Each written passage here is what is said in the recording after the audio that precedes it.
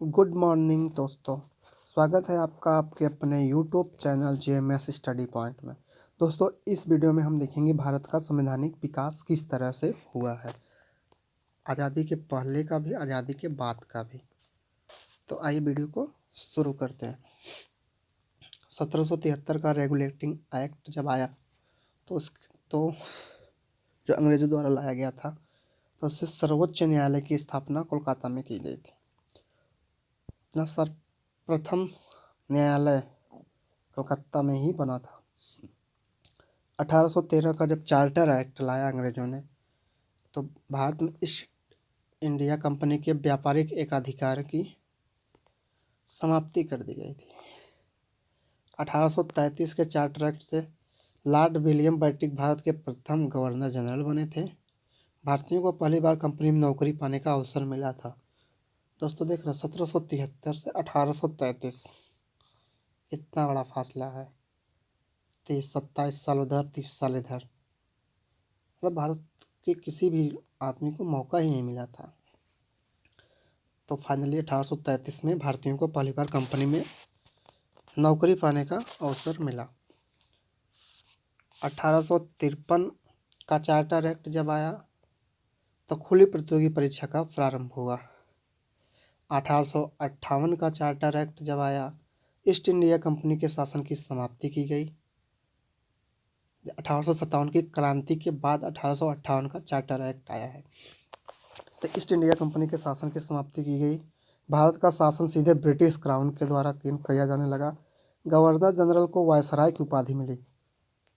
Most important question, governor general को viceroy की उपाधि कब मिली? गवर्नर जनरल को वायसराय कब कहा जाने लगा? तो होगा 1858 के चार्टर एक्ट के बाद। लॉर्ड कैनिंग भारत के प्रथम वायसराय, भारत के प्रथम वायसराय भी पूछता है, लॉर्ड कैनिंग। 1909 का एक्ट आया जिसे मार्ले मिंटो कानून कहा जाता है। यह जातियों, वर्गों और हितों के आधार पर पृथक निर्वाचन की व्यवस्था कर दिया। संसदीय शासन व्यवस्था का पहली बार परिचय कराया। और 1919 में भारत का सरकार कानून आया, मोंटेग्यू चेम्सफोर्ड कानून जिसे कहा जाता है, मोंटेग्यू चेम्सफोर्ड कानून। प्रांतों में द्वैध शासन की शुरुआत कर दी गई। 1930 का साइमन कमीशन जब रिपोर्ट आया, तो प्रांतों में द्वैध शासन की जो चालू किया गया था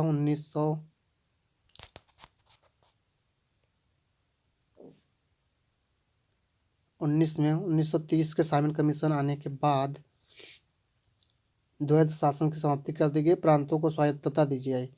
वर्मा को भारत से अलग किया गया।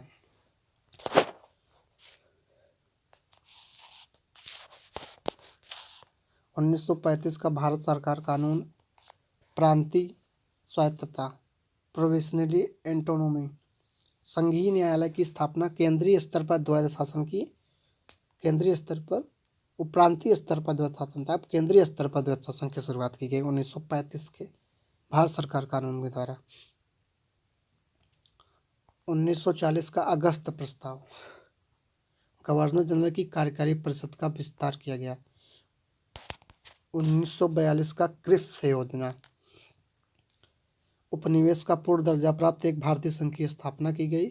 शीघ्र औपनिवेशिक स्वराज की मांग अस्वीकृत की गई। 1942 का सीआर फार्मूला, सीआर फार्मूला किससे संबंधित है दोस्तों, ये पूछ सकता है आपसे। 1942 का सीआर फार्मूला आंशिक रूप से पाकिस्तान की मांग की स्वीकृति, पाकिस्तान की मांग जो हो रही थी उसकी स्वीकृति प्रदान कर दी गई 1942 के सीआर फार्मूला से।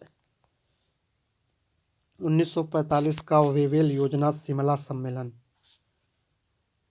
वेवेल योजना शिमला सम्मेलन, वायसराय की कार्यकारिणी का पुनर्गठन किया गया। भारत की सुरक्षा का दायित्व तो वायसराय पर चला गया 1945 में।